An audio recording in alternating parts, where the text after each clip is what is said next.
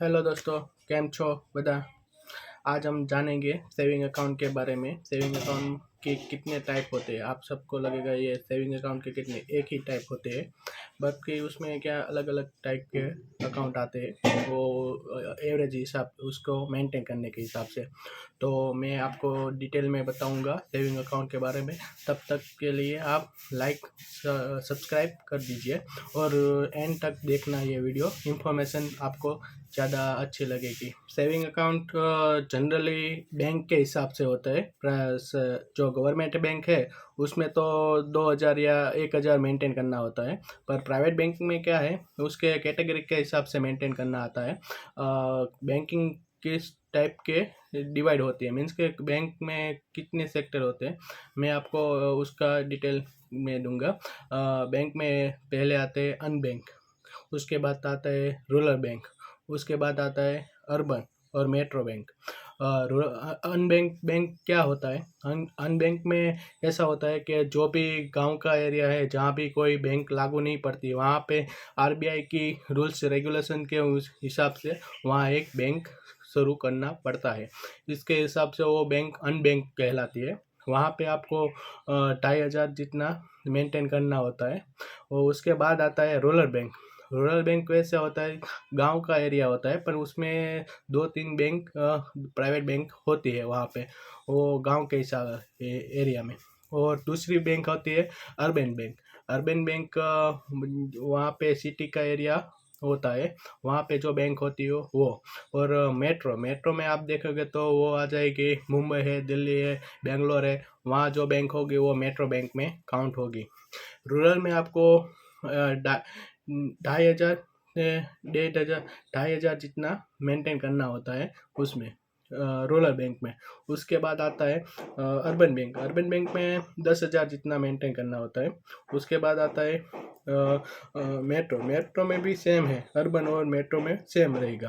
अब हम सेविंग के टाइप्स होते हैं। मेन इम्पोर्टेंट स्टेज ये है कि आपको सेविंग अकाउंट ओपन करने के लिए कौन से डॉक्यूमेंट चाहिए। तो उसके हिसाब से मैं आपको लिस्ट देता हूँ। पहले तो आधार कार्ड। आधार कार्ड अभी सब जगह वैलिड है। आधार कार्ड एड्रेस प्रूफ में भी चलेगा और आइडेंटिटी प्रूफ में भी चलेगा। उसके बाद आता है वोटर आईडी। वोटर आईडी भी चलेगा। उसके बाद आता है पासपोर्ट। पासपोर्ट भी वैलिड है सब जगह पे।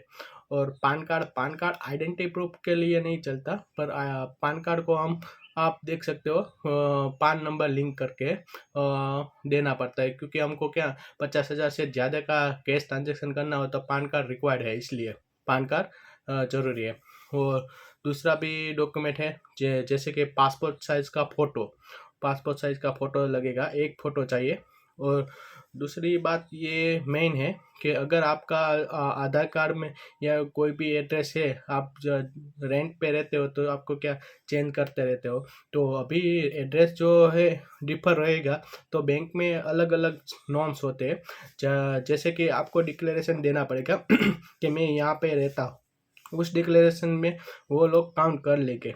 और दूसरी बात ऐसा होता है दूसरे में नॉर्म्स में कि कोई भी आप जो एड्रेस लिखाओगे कि मैं यहाँ यहाँ XYZ एरिया में रहता हूँ, ये मेरा प्लॉट नंबर है, तो क्या रहेगा कि वो बंदा बैंक का वो वेरिफिकेशन के लिए आएगा। वो वेरीफाई कर देगा सब कुछ। उसके बाद उसको सही लगेगा तो वो आपको उस एड्रेस का अकाउंट खोल देगा। तो ये है अकाउंट का कौन सा डॉक्यूमेंट और क्या क्या पार्ट चाहिए वो रहेगा। मेन इम्पोर्टेंट स्टेज ये है कि आपको सेविंग अकाउंट ओपन करने के लिए कौन से डॉक्यूमेंट चाहिए। तो उसके हिसाब से मैं आपको लिस्ट देता हूँ। पहले तो आधार कार्ड। आधार कार्ड अभी सब जगह वैलिड है। आधार कार्ड एड्रेस प्रूफ में भी चलेगा और आइडेंटिटी प्रूफ में भी चलेगा। उसके बाद आता है वोटर आईडी। वोटर आईडी भी चलेगा। उसके बाद आता है पासपोर्ट। पासपोर्ट भी वैलिड है सब जगह पे। और PAN card. PAN card identity proof के लिए नहीं चलता, पर पान कार्ड को हम आप देख सकते हो पान नंबर लिंक करके देना पड़ता है, क्योंकि हमको क्या 50,000 से ज़्यादा का कैश ट्रांजेक्शन करना हो तो पान कार्ड रिक्वायर्ड है, इसलिए पान कार्ड ज़रूरी है। और दूसरा भी डॉक्यूमेंट है जैसे कि पासपोर्ट साइज़ का फ़ोटो। पासपोर्ट साइज़ का फ़ोटो लगेगा, एक फ़ोटो चाहिए।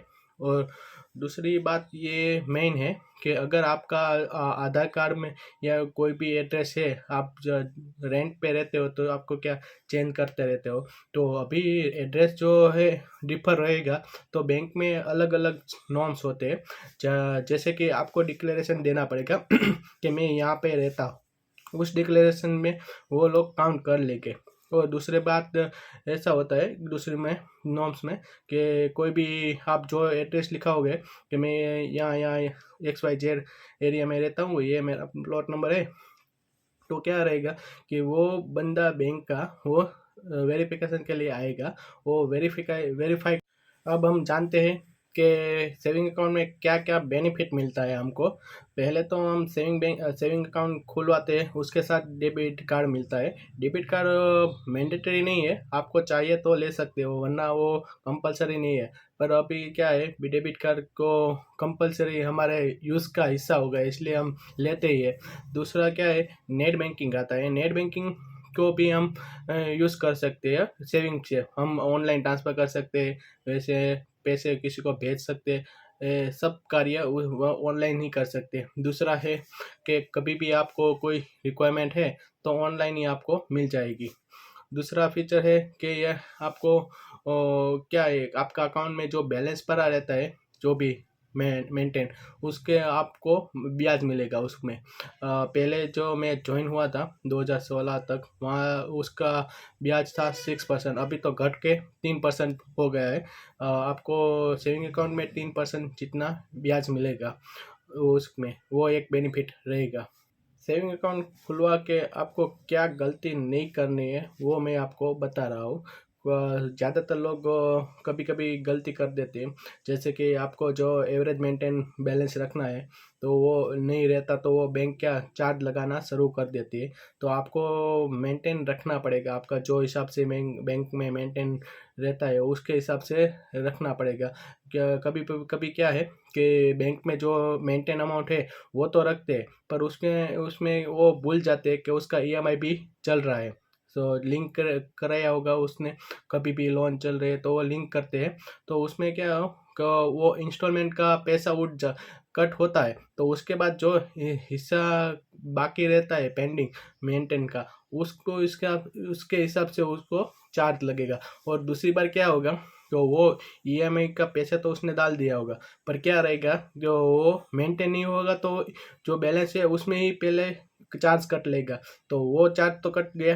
अब EMI का जो इंस्टॉलमेंट है और आपका, उसको EMI सपोज 10,000 का था, उसमें से कट हो गया 500 रुपया कट हो गया, 500 जितने, तो आपके पास बैलेंस 9,500 जितना है, तो EMI 10,000 का होता है, तो 10,000 नहीं उठे वो कट हो गए, और वो आपको पेनल्टी लगेगी EMI की तरफ से भी, वो बाउंस चार्ज लगेगा और इंटरेस्ट भी लगेगा। इसके हिसाब से आपको क्या है, जो एवरेज मेंटेन रखना है उतना तो रखना ही है, EMI का बैलेंस बढ़ा के डालना है वैसे, तो क्या आपको कोई चार्ज वगैरह नहीं लगेंगे। और एक दूसरी बात है कि आप जो सेविंग अकाउंट ओपन करवाते हो तो उसमें क्या है, SMS चार्ज लगता है। SMS चार्ज वो सभी को लगता है, 5 रुपीज़ होता है, 5 रुपीज़ प्लस GST उसमें लगता है। तो अगर आपको SMS या ऑनलाइन ट्रांजेक्शन कोई नेट नहीं है, तो आप ऑनलाइन ट्रांजेक्शन जो SMS सुविधा है वो बंद करवा सकते हैं, तो उसमें आपको 5 रुपये का प्लस GST का कोई चार्ज लगेगा नहीं, तो वो आपका। और दूसरी अहम बात है ये है कि कभी भी अगर आप अकाउंट ओपन करवाओ तो आप कैश में मत ओपन करवाओ, क्योंकि बैंक में रूल ही है कि आपको चेक से ओपन करवाना पड़ता है। आप चेक नहीं है आपके पास, आपका नाम का चेक नहीं है, तो आपका फैमिली में ब्लड ग्रुप में जो भी है उसका चेक चलेगा अकाउंट ओपनिंग के लिए।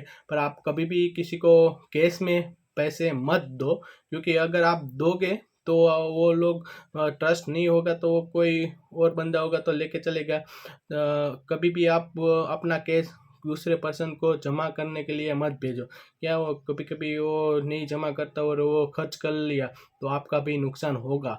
ये एडवाइस मेरे तरफ से है, कभी भी किसी के इसको मीन्स के किसी को भी ट्रस्ट मत करना है। जनरली ऐसा क्या है, ऐसा बनता है, इसलिए मैंने आपको सूचित किया है। Thank you. तो ये इन्फॉर्मेशन आपको अच्छी लगी हो और आपको और वीडियो चाहिए इसी की रिगार्डिंग, तो आप मेरा चैनल सब्सक्राइब कर दीजिए, लाइक कर दीजिए और बेल आइकन को प्रेस कर दीजिए। ऐसे ही वीडियो मैं बनाता रहूँगा। Thank you.